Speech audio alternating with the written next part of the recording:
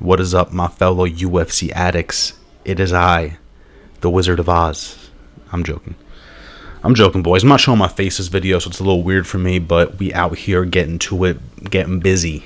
We got the best boxers in the UFC that are currently in the UFC. I asked you guys on live, should I do current or should I do of all time? And y'all said current, so here we go. I'm sorry if there's background noise. There is my girlfriend's Brazilian family here, and there's nothing I can do to get this silence. So we are getting to it. Let's go. This is going to be a GOAT 1, 2, 3 category. That's simple. I picked I believe 20, 25 of the best girls and boys. Let's dive in. Chelsea Chandler. I'm kidding. All right, let's be real. Wang Kong, aka Gorilla Coke. Gotta put her at number 1, guys. For a female striker, she's nasty with it. Nasty. She got the big meaty hooks. She got the O'Malley striking down the middle. She's got the Payton Talbot knees. Bro, for a girl, this girl is a striker. So we had to put her at number 1. You know, a lot of these people on the list, it has to be strictly boxing. When I'm putting you on this list, I don't want to see any kicks. I don't want to see any takedowns. I want to see your boxing, bro. And that's what this list is about. So we had to put Gorilla Cock on there. Easy call, easy call. She baited her last fight. Aggressively, but guess what? She's still here. The first fight showed you how nasty she was with her striking. I believe that was a round 1 KO. Nasty 1-2 up the middle, so you gotta love it. Wang Kong, you're on the list, even though you baited. Let's see what we got here. We're gonna go through the girls first. There's only 2 girls on the list. We got Macy Barber. Macy Barber, you know when she's fighting, you're betting on her striking, and you're betting on her boxing, not on her butt cheeks. Macy Barber, we're gonna put her at number 2. We're gonna put her at number 2 because she's nasty with it. Again, in the clinch, shots to the body, very good with the hooks, very good with 1-2s down the middle. She gets bloodied up. She doesn't give a shit, and she's still trucking forward. So we got to put Macy Barber on there. Shout out her. She's a pretty girl that can strike, unlike Wang Kong. Here we go. Cody Garbrandt. We're going to put him at number 3. Cody Garbrandt recently has been a little faster with the feet than he has been with the boxing with the hands, but we know Cody Garbrandt is here to box. He's here to box. Recently he's here to stuff takedowns, but we're talking about old Cody as well. You know, this isn't just what we've seen in the last 2 fights. So Cody last 2 fights is dancing in there. His feet are moving, his hands are not. But Cody previously, before the KOs, vicious with the hands. Sometimes likes to stand and bang a little too much. That was his downfall. He gets hit and then wants to give a shot back, and he gets clipped and dominated. But we've seen him in some crazy fights where he's been on the opposite of that, where he's dominated that shit because of the boxing. So my guy Cody Garbrandt, we're gonna put him at number 3. Easy call. Cody Garbs. Next, the emo kid himself, Diego Lopez. Diego Lopez's boxing is elite. I'm going to put him at number 2. I'm excited for his career because his overall well-roundedness is insane. We can bet on his takedown, defense, offense, his grappling, his striking, his clinch work. I'm all about it, bro. So I'm very excited to see Diego Lopez's career. I would love to see him as a champion soon. And his first couple fights in the UFC didn't really... His first, run in the UFC, he's only had 1 run. You guys know what I'm trying to say here. His first couple of fights, they weren't the hottest. But now this guy's on demon time. He did what what's his face couldn't do. Can't remember his name at all because I smoked a doobie before this. Here we go. Yair Rodriguez. There we go. He did what Yair Rodriguez could not do to Brian Ortega. Gotta love it. So I gotta go with Lopez at number 2. If you've seen him hitting the mitts, the pads, nasty with it. The hair's flowing. The fists are flowing. You can't knock it. Next, we're going with Song Yadong. Song Yading Dong. I'm putting him at number 2, guys. Song Yadong is nasty with it. Him and Wang Kong should make babies. I'm not just saying that because they're both Asian, but think about it, guys. Think of the striking baby that will come out of Song Yadong and Wang Kong. Good night. I gotta go Song Yadong number 2, guys. Song Yadong, crispy boxing. I don't bet on Song Yadong for his kicks. I don't bet on it for his takedowns. I bet on it for his hands. Slick boxing, slick striking, great hooks.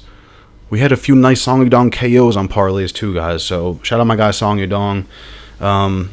Has been getting clipped a little more than he should recently, but he's fought some killers. Like, you can't fight Petr Yan and knock him out bloody as shit. So shout out my guy Yadong. I fuck with him heavily. Out of a great camp with Uriah Faber, and we're putting Yadong at 2.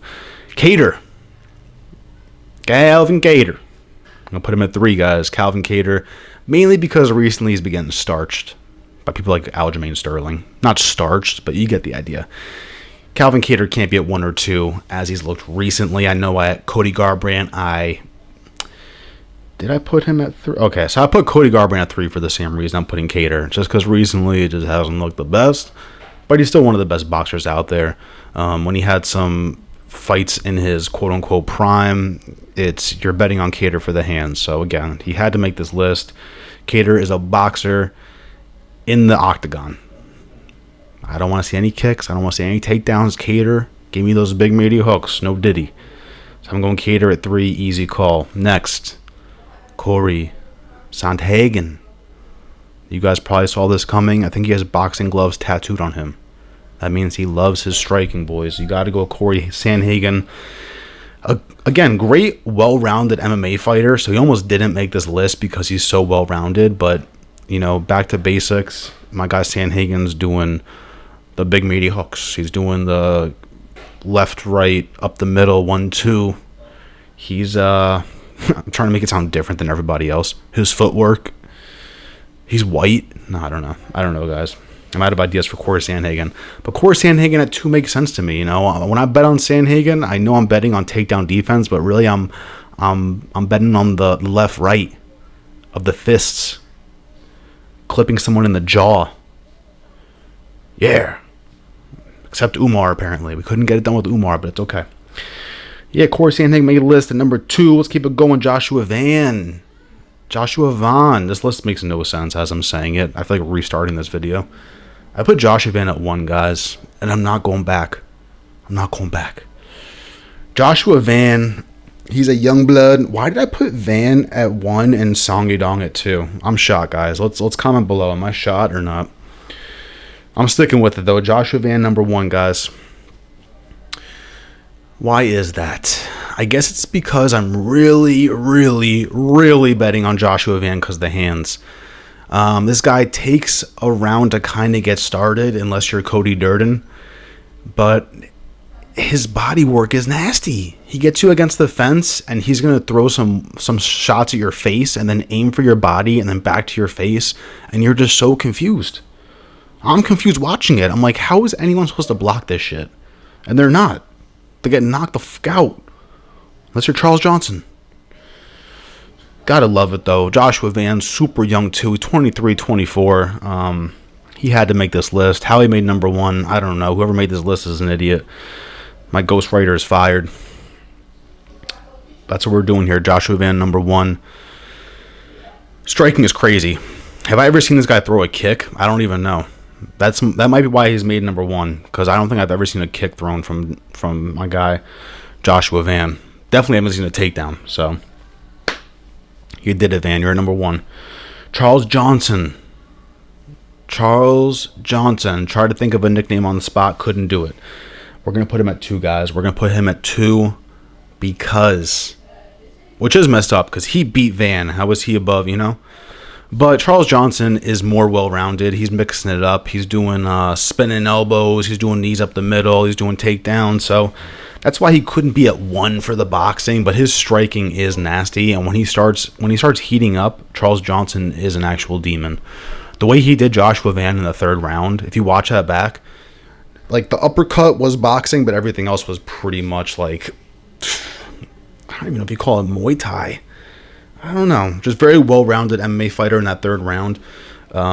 He literally threw like a spinning elbow, then he threw like a knee up the middle, faked the knee, threw another spin. Like he was doing some demon stuff. So shout out my guy Charles Johnson for that win. But again, when he heats up, my guy's boxing is on point. Very good at staying at range, not getting clipped. He's not one of those guys that like Yanez that has to get punched in the face to punch you back. Like Charles Johnson will be slipping in and out of shit and piecing you up before you know it. So we put Charles Johnson at 2. Steve Erceg, we're gonna put him in the 1 category. Steve Erceg, crazy boxing from Steve Erceg. That's how I mainly know him as a striker boxer. The way he did Matt Schnell just shows you how elite he is. I believe it was a straight right. Now what was it? Straight left. Right body shot, left hook up the left hook up the middle. That makes sense, right? Straight left, right to the body, left hook to the face. Just Solet, my guy. Not much to say about Erceg. He's just nasty with it. Very slick on the feet, slick with the hands, body shots, weaving out of stuff. He's just fought some killers. So that's why Steve Erceg hasn't got the stock report as he should recently, but he'll be back, boys. So I'm excited to see what my guy, the librarian Steve Erceg, does in the future. And then the guy that slept Steve Erceg, we got Kara-France at number 2. Kara-France, guys, nasty with it. The way he did Steve Erceg, it's uncalled for. Honestly, it's uncalled for. Throwing hooks while switching stances like you're Juliana Pena, but with power. Demon stuff, boys. Demon. Kai Kara-France. I've always been a Kara-France fan, honestly. I would love to see him fight Cop, obviously, because that's already in the making for a banger fight, banger press conference. Dana's so soft now, he wouldn't even include that in the press conference because he's scared something pops off. Like, give us what we want, Dana. Jesus. Kara-France, guys, number 2. He's done a lot of people dirty. I can't remember any specific names. Who was another one? Even the Brendan Royval fight, he kind of got out of character because he was just trying to throw power bombs and get the highlight reel KO, but durability is nasty. He's just slick on the feet as well. Comes from a great camp. You gotta love it. Kara-France, you made number 2. Here we go, guys. We're getting into some GOATs now. Here we go. Dustin, the Diamond, Poirier, a.k.a. BSD's father. Easy call, guys. This guy's boxing is just good night. Good night. It's just so crispy. He gave Islam problems, gave BSD problems, gave my fucking dad problems. Like, bro, Dustin Poirier, it's an easy call. We know Dustin's like the boxer, one of the top 5 in the UFC. Easy call. And just born and raised boxing, guys. That's all it is. He'll throw some kicks every now and then. He'll do 76 guillotines before he finally uses a left hook, but whatever. Stress me out, why don't you? Dustin, goated for life. Fucking punched McGregor so hard his leg snapped in half. Like, come on, guys. It's demonic stuff here. Next, Toria. Toria reminds me of the French gay guy from Talladega Nights who's like sipping tea while he's driving. Nasty work from Toria, guys. He had to make the GOAT category. This guy's striking is just, again, demonic. These guys need to go straight to church and do Hail Marys because your striking is demonic. It's just the shots to the body leading up to the head. The way he did Damon Jackson, like, he was lucky he didn't catch an assault charge because that was just filthy. And then he did it to a GOAT, Volkanovski, too. Made him take a nap without even asking to go to sleep. So, Toria, like, you're beyond goated. You're like a sheep in a good way. What's better than a goat? A giraffe? Like, I don't know, guys. We might need a giraffe category here. Toria, I would love to see Dustin and Toria fight. That would be crazy as I'm looking at this list. But sheesh, Toria. Like, I don't know who's going to stop this man. It's going to take a 155er. I think he gives Islam problems, bro. Comment below. Does he give Islam problems? Next, Payton Talbot, number 1, guys. Payton Talbot has to go at number 1. This guy's only had a few UFC fights, but he's just too slick with it. He, again, more of like a well-rounded MMA fighter where I don't just consider him a boxer, But watching this guy hit pads, watching his striking in the octagon, it's just so fluid and like just stealth. I can't wait to watch Payton Talbot fight. Some of these guys on this list, most of the guys on this list, I can't wait to see them fight again. Minus Chelsea Chandler.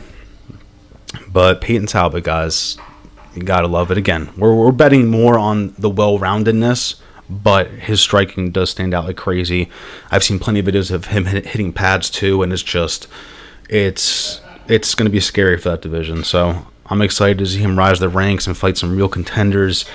That'll be unique. GOAT list again. Here we go. You guys saw this coming. I'm the best boxer in the UFC. Max Holloway. Maxwell Holloway. Crazy. Again, I don't expect much kicks. I don't expect any takedowns. Use the left and the right knuckles and touch this boy up. We know how he did Justin Gaethje. Everybody in the room I was in was betting on Justin Gaethje, and guess what happened? Nobody cared. We were all screaming at the TV. When he slapped Gaethje, we're all like, ah! Ah! Like, no one cared, bro.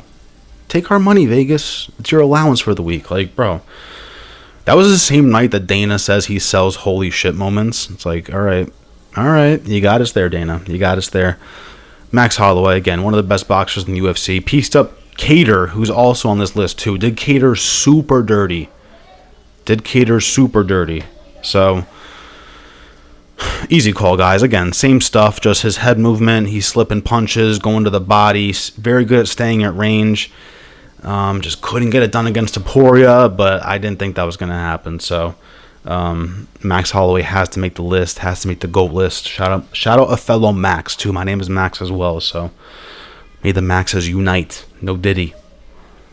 Justin Gaethje, we're going to put him at 1 because, again, when I bet on Justin Gaethje, I'm betting on him as a striker boxer. I'm not betting on the head kicks he's hitting Dustin Poirier with. I'm not betting on the takedowns. I'm betting on the left and the right. So Gaethje had to make this list. He hasn't looked the hottest recently, but you see his striking against like Chandler, against Fiziev. It's beautiful stuff. He just gets hit a little too much for me. Not the best head movement, but well, it depends who he fights. I should say that. It depends who he fights, because as I say that, I see him bobbing and weaving mad shit. So shout out my guy Justin Gaethje.